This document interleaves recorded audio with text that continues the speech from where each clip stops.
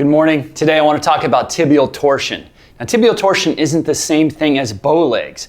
Bow legs are when you have your knee joint outside or out of alignment with your hip joint. That means that the knee is actually sitting out there rather than in line. With tibial torsion, the knee is directly underneath the hip joint as it should be. It's not a knee problem. Now, it can lead to knee pain, but tibial torsion is not a knee issue. It's actually bowing and curving of the lower leg. So if you're looking at someone, if you're looking at yourself in the mirror and you see the lower legs bowing out, but the knees pretty much staying straight underneath the hip joint, then you have tibial torsion. You'll also notice tibial torsion when you'll notice the feet turn out, the knees rotate in, and that is a major cause of tibial torsion. It's not just the bone is bowed by design, it's actually a rotation of the femur, and as the femur rotates in and the foot turns out to compensate, you get this bowing effect on the outer leg. That's why to address tibial torsion, we're going to address the femur position and we're going to address the bowing both at once. So get ready to go. Here it comes. So the first two exercises we're going to use for tibial torsion are simple. The idea is to start to realign the foot, the lower leg, and the hip joint as one unit. So we're going to start off similar to what you have in other exercises. Interlace your hands underneath your right knee. Your left leg should be straight down on the ground, foot pointing straight up. Relax your shoulders, relax your head, and circle your foot one direction 20 times. You'll do big circles, as big as you can make them, without moving your lower leg. Your lower leg stays completely still. Just the foot and ankle move as you rotate your foot through a full, complete range of motion. The idea is not to race through it. The idea is to go slowly and try and get that full motion out of your foot and ankle. 20 times that direction, then we're going to switch directions and we'll go 20 times the other direction. This exercise is activating all the muscles of the foot, the ankle, the stabilizers, the arch, but it's also stabilizing the tibia. So as the tibia stays still, the foot and ankle move, and the stabilization comes at the tibia, at the knee joint, right now to help take the twist out of this lower leg. Big circles, and then when you're done with 20 the other direction, pull it back and point it 20 times. Back and forth is 1. You'll notice that your ankle and your shin begin to burn. That's normal, that's expected, and that's important because that means we're strengthening the correct muscles. Just 20 times, back and forth. You can double these reps, by the way. I'm giving you the easy version. Ideally, we probably want up to 40, so build your way up to it. Interlace your hands underneath your left knee next. Push your right knee down. Right foot points straight up towards the ceiling.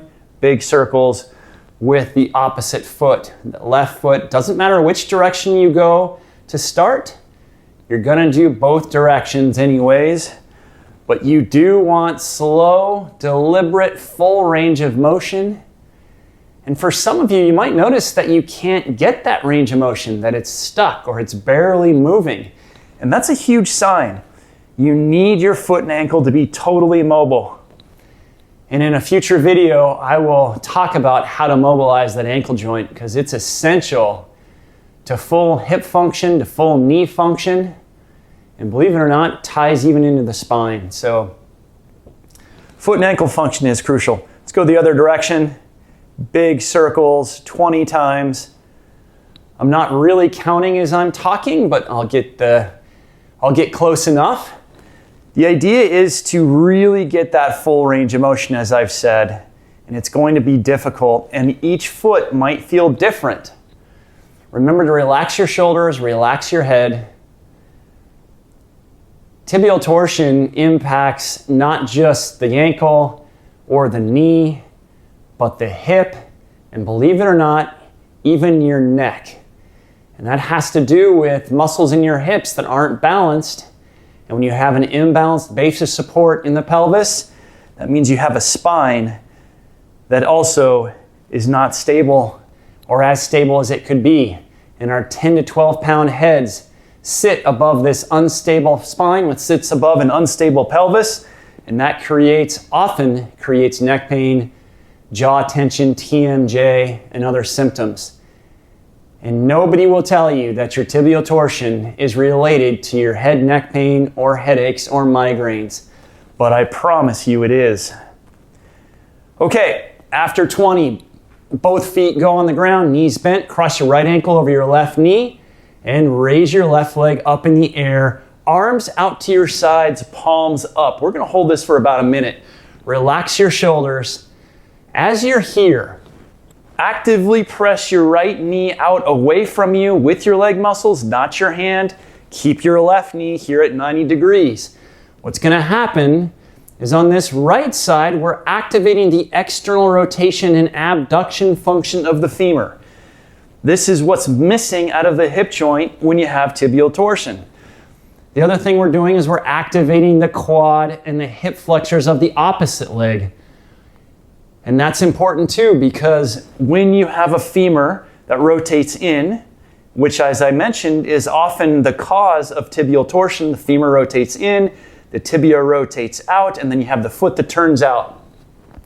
When this happens, that means the quad muscles, particularly the rectus femoris, it's not activating correctly. It is not functioning the way that it should. The quad muscles are out of balance. One of the four quads is doing more work than the other, while the other ones are sitting idle or not doing much or enough. So this exercise is activating the powerful thigh muscles, the hip flexors, the psoas, the rectus femoris, actively engaging them to help pull and engage the correct muscles of the femur to pull it back in alignment so we can get rid of this tibial torsion.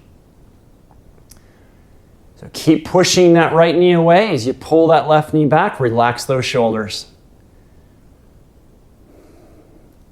Okay, after a minute, of course, switch legs. Left ankle over the right knee.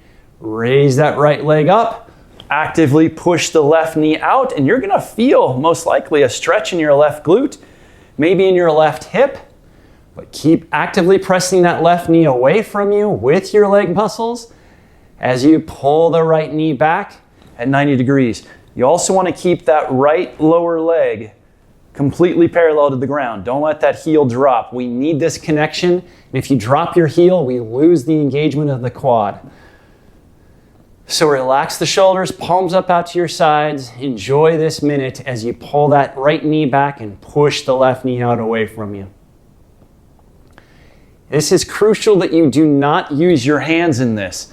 Right? The common exercise that you see all the time is the piriformis stretch, which just has people grab their knee with their hands. We don't want that. We want your leg muscles doing all the work. Activated, alive, engaged, and getting stronger.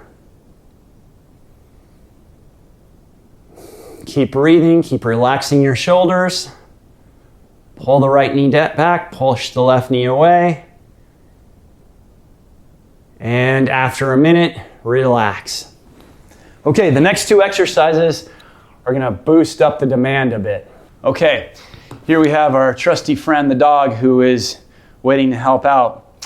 For this exercise, you wanna hook your feet underneath something. I have a couch right here. Hook it underneath the couch. You can hook it underneath a chair or anything that works. Put it under two heavy weights. But you need to anchor your feet. We need to basically stabilize the tibia here and the foot. In this exercise, you'll lie back, you'll interlace your hands behind your head, elbows back, and then we'll do a full sit-up all the way up. But here's how this works. Instead of the full sit-up coming forward this way, your elbows stay back the whole time, and you look up above you on the ceiling as you come up. You'll notice that your feet basically are pushing into the couch. And that's crucial because we need, as I said, to stabilize and fix the tibia as the femur externally rotates around it. This exercise isn't about building your abs. It's about engaging your deep hip muscles so that we can restore proper function and position to the femur. You just want 10 of these, elbows back, look above you on the ceiling as you come back.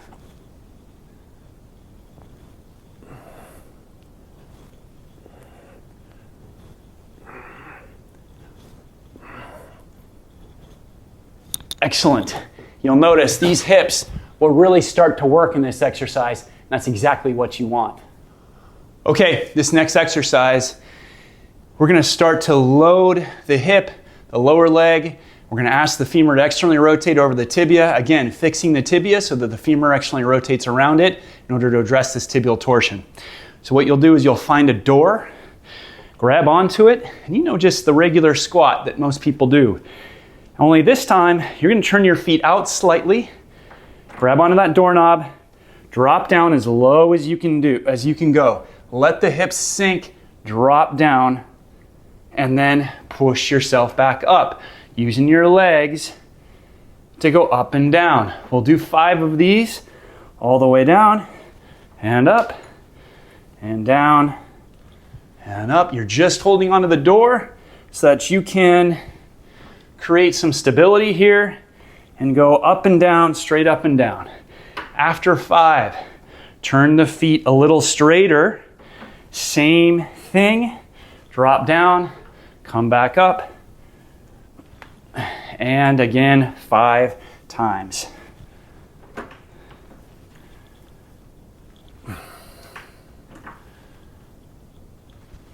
Okay,